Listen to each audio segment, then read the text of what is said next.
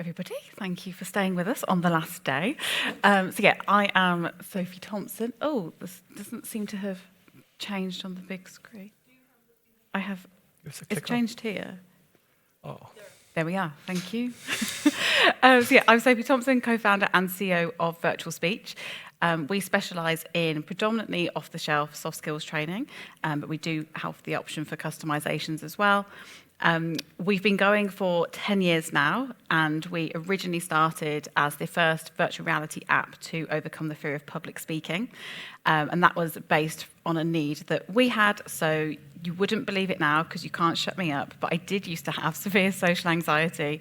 And I was at university and I had a presentation coming up, and I was nervous 3 months in advance, and my colleague Dom was working with virtual reality, and it was his idea to create a VR app to help me with my fears. So that was how VirtualSpeech was born. Within 18 months of not being able to order my own food in a restaurant, I was interviewed live on BBC World News. So I'm a walking, talking case study for the power of immersive learning. So since then, we have developed a suite of courses focused on things like public speaking, job interviews, sales, difficult conversations, and so on. And pass over to Michael. Okay, so my name is Michael Rink. I'm working for 40 years with Bayer now. And I started as a software developer, then going into the engineering environment, introducing building information modeling, for example. And I said, I have to do something else. This was the day I had the first contact with virtual reality, and coming from engineering, the first step was to use engineering design review in VR.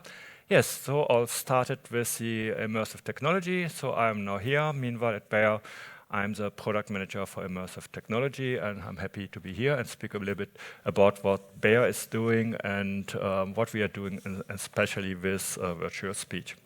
But first, maybe skip to the next slide. I like to give some words about Bayer.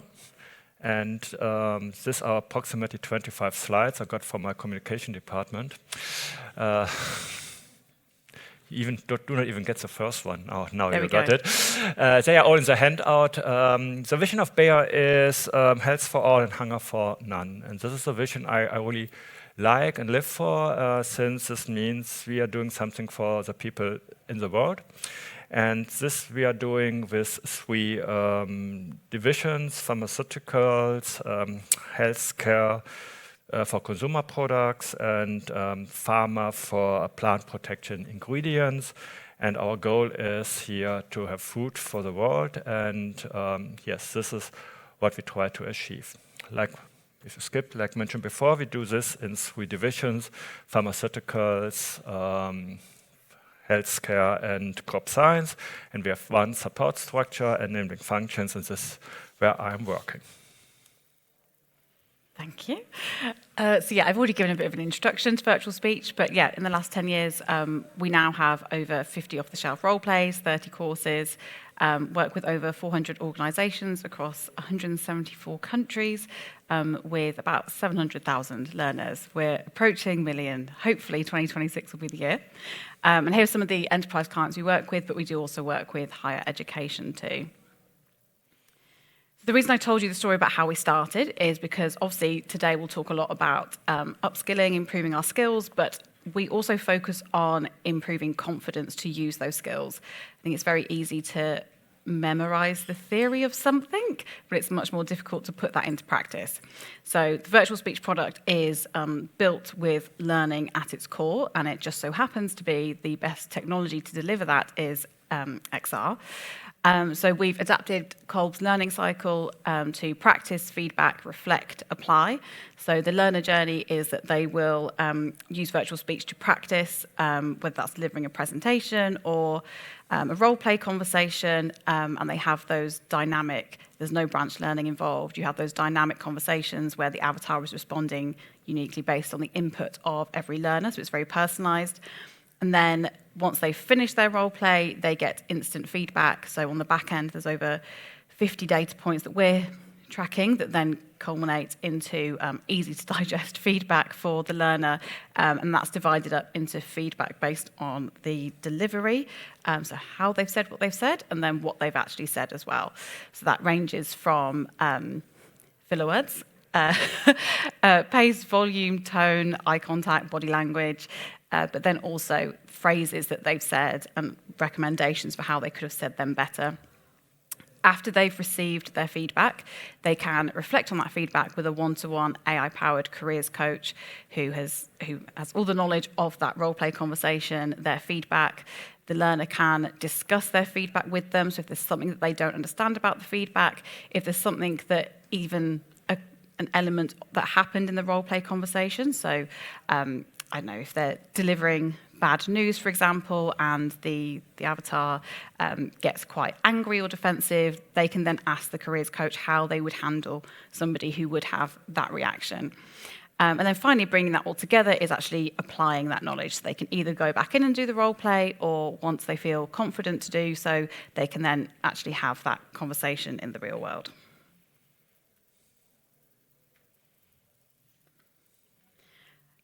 So let's get started. Okay.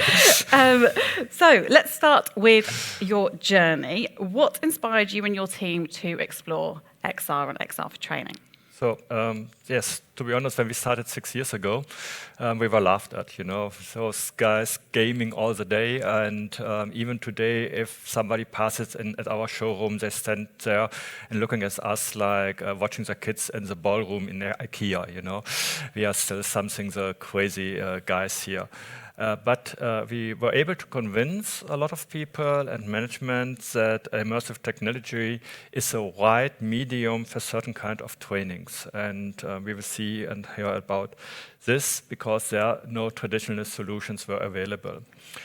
And as mentioned, we started with engineering design review, and this was the first step that we were able to walk through a building to be planned, and we achieved that in our CAPEX projects. Meanwhile, virtual reality is mandatory, and now we have the basis to explore more and more applications here. Finally, now we are working on trainings, and we call it more simulation, because in virtual reality you have the chance to do a training by doing.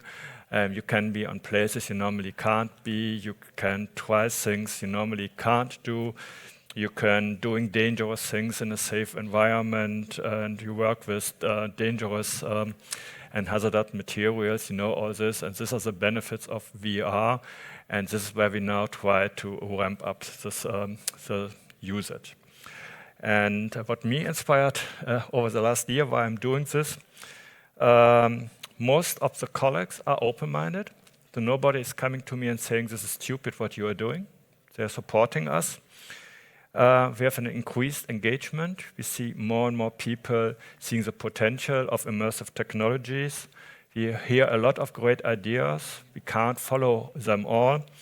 And for me, it's the users. If an end user, if a user taking off the VR device and is smiling, then this makes my day happy.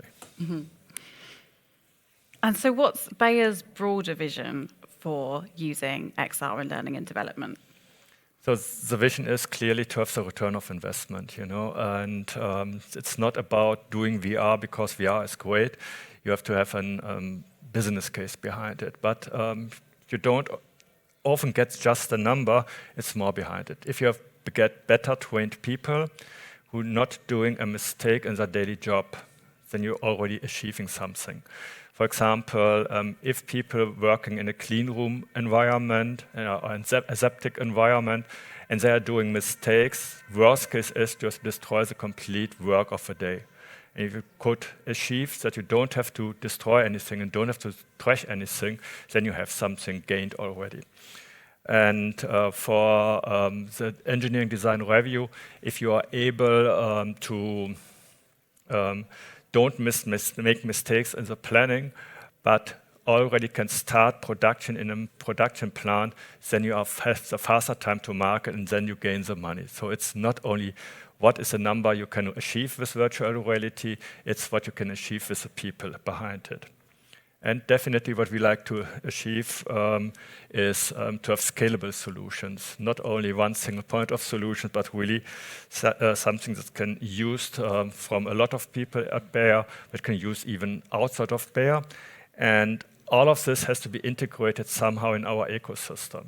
It's an ecosystem for the devices, it's an ecosystem for the learning passes, it's an ecosystem for the learning management system. And yes, this all has to be thought about when you introduce this kind of solutions. And for the vision, definitely it will all be combined with artificial intelligence. We heard a lot about this over the last 3 days. And like virtual speech and integration with AI. And AI will find the right SOPs if you wear them on the smart glasses. And even from the vision, AI will maybe someone create content for us, because then, again, the cost for VR experiences will go down. Mm-hmm. And what are a couple of ways that you are currently using XR? We are using it. I think the best stories are about training. One training we are currently launching is laboratory safety training.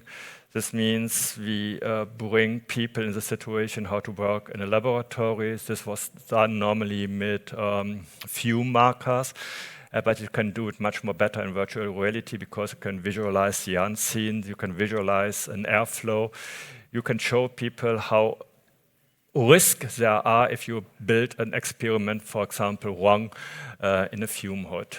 As well, what we are showing them how to react, for example, correctly if there's a fire in a lab. Hopefully nobody will experience that your colleague is burning, but this is a stress situation you can only simulate in virtual reality. And this is where we think we have a potential, especially at Bayer, we have 10,000 people working in a laboratory environment.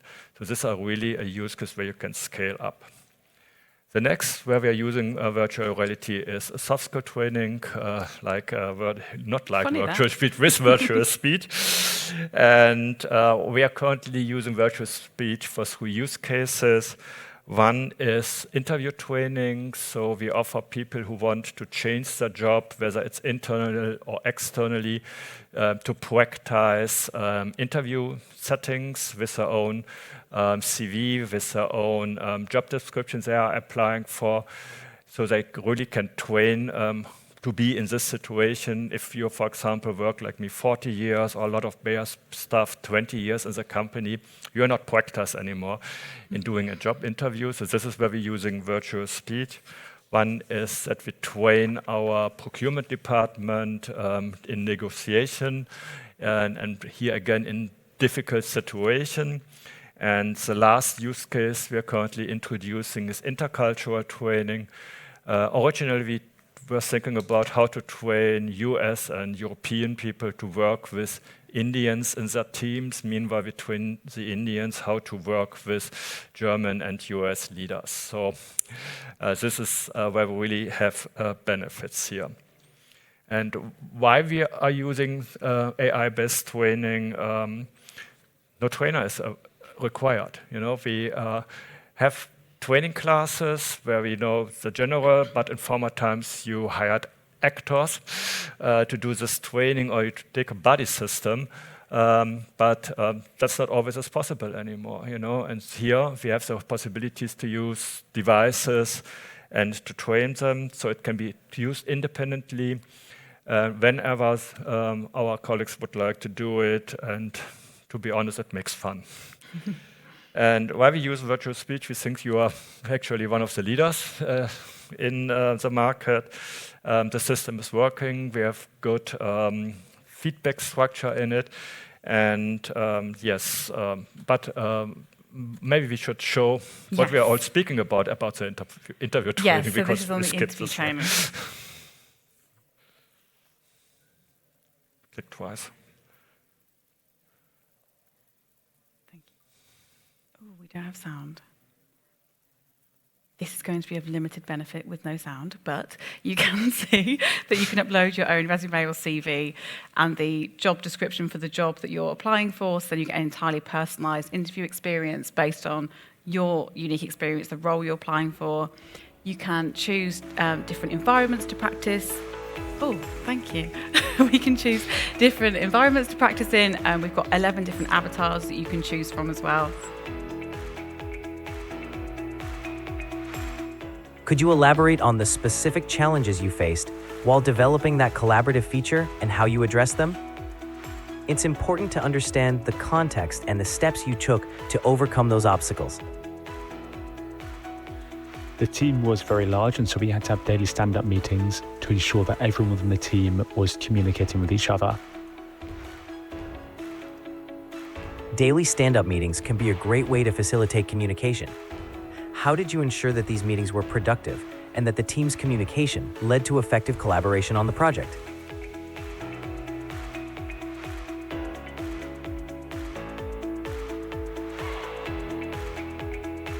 How did you find the roleplay experience overall?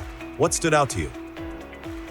I enjoyed the roleplay. I found it quite difficult talking about different experiences. Dom, it's normal to find it challenging to discuss different experiences, especially in the context of an interview. Using the STAR technique can really help bring clarity to your answers.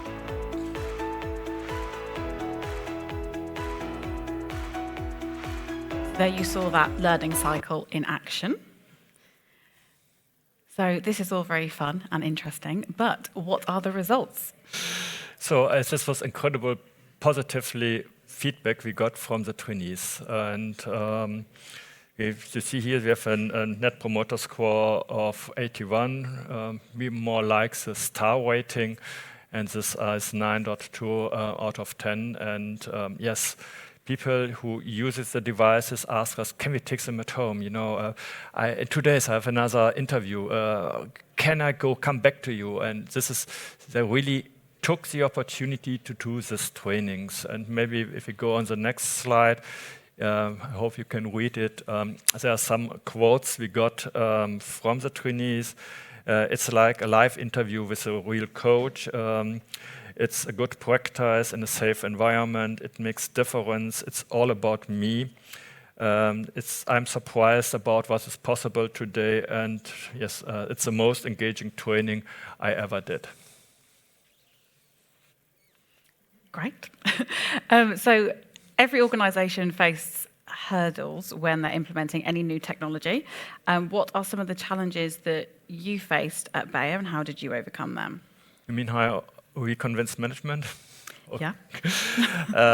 I say the worst part of my job is that you really have to present virtual reality in real reality. You can't show it on a slide, you can't show it in a movie, you really have to bring people into virtual reality and show it in virtual reality or augmented reality. And you have to do this with everybody who is involved in this process. It's not only the management, and it's all stakeholders. It's the digital leads we do have for the business. It's the end user, whomever. And do it again and again. You know, one time is not enough. They coming back. We heard it this morning. It's a wow effect, and nothing happens. So go again to them. Show it again and again. Show the benefits. Use cases like virtual speech. Bring your management into an interview situation where he has or she has to apply for a new job, and then get their feedback, takes the feedback into consideration, and yes, bring it to the people. And how we did it, we have show rooms in the major sites. We have it in Leverkusen, Berlin, St. Louis. We're setting up one in Monheim now. We're doing roadshops, going to our plants. When it's necessary in countries like Brazil, we send it to the people that they can use it at home. And then find alliances with your colleagues, with peers, in the company and with peers outside of your own company. Mm-hmm. So it would be 2025 unless I asked you a question specifically around AI. So how is AI currently being used for XR training at Bayer? So to be honest, AI is everywhere. You know, you can't do anything without AI anymore. And for me, it's the most rapid changing technology I ever experienced in my 40 years. And maybe 2 years ago, I wouldn't ever think about using virtual speed, why? And but Bayer is bringing AI to a forefront, and we have open experience environment where we can try a lot what we like in AI. And we got sensor support from the department who's necessary here for virtual speech, for example, from all our IT, from cybersecurity, from law and patent, HR, labor council, and so on. And you need this support. But Bayer asks if we go for any kind of AI technology, we have to do it in a safe, security, governance environment. And this means we have our own ChatGPT Bayer internally, which we have to use. And it's clear you don't want to find any internal data from Bayer somewhere out in the web. So you can try everything, but it has to be stayed within Bayer. And yes, truly, there's a lot of stuff going on now, but now we're starting to consolidate them into the Bayer guardrails for AI. And meanwhile, we have a lot of people, a lot of groups dealing with AI, and this is really where we can work on. And for example, a good example here is virtual speech. We were not supposed to use your OpenAI interface, so we created an interface from virtual speech into our internal large language model.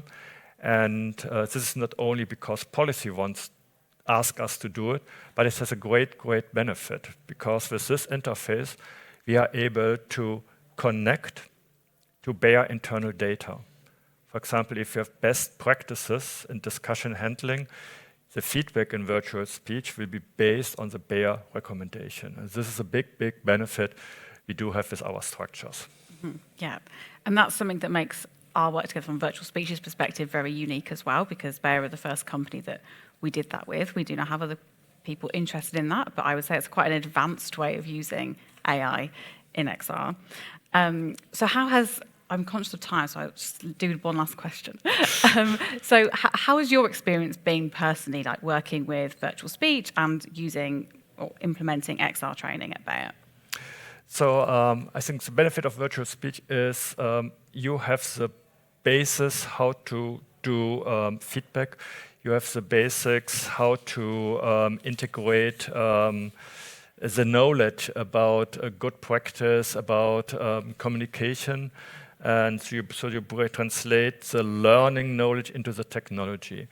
And this was the foundation we could set up our experiences and our ideas. We tried a lot of other things, yes, but then we have to start it from the foundation and prompt everything. And that was the idea, and that's the benefits of using virtual speech. Yeah, we have an in-house learning design team, so that it's always focused on the learning and then building on top of that. And we'll use proven methodologies like the Harvard method for negotiations, the GROW method for coaching, so that it's truly aligned with proven frameworks for L&D. Shall we have time for questions? I have one more question, but we'll see if somebody else has a question. I'm not hogging you. Probably need time. Skip to the next slide. Oh, yes. There we are.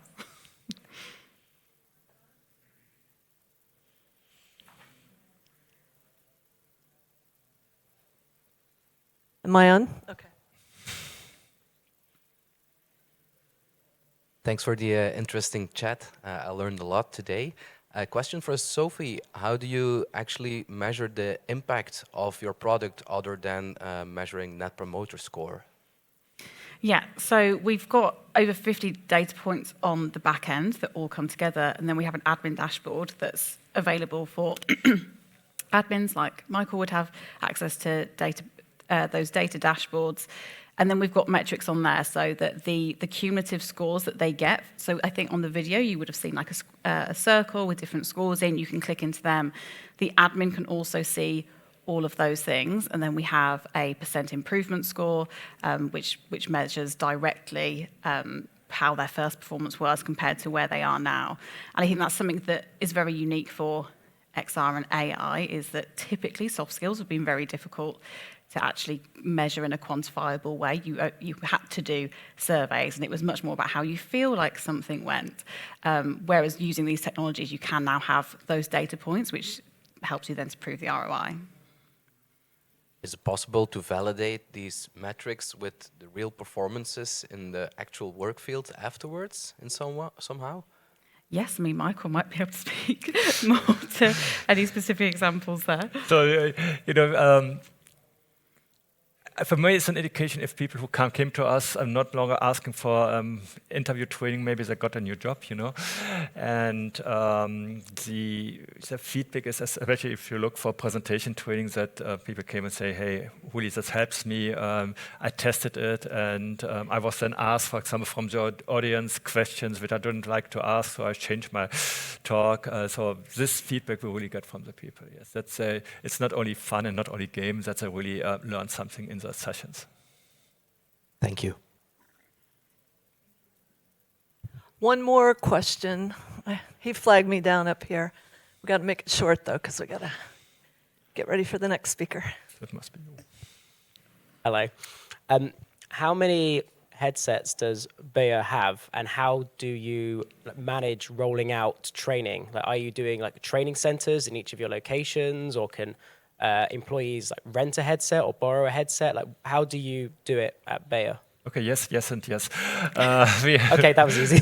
we have around 150 to 200 headsets currently. In the VR showrooms we do have, there are mostly 10, and those can be booked together with a trainer. But we also have some lockers in the areas where we have rentals, and not allowed in Germany, but in the other countries you just pick one, take them home and bring them back somewhere. In Germany I mentioned it this way because there is a recommendation that somebody else has to be in your area since something happens in VR. All right, we're at time. I'm sorry, but maybe you could meet with them in the hallway if you have another question. Sophia and Michael, thank you very much. Thanks. Great presentation.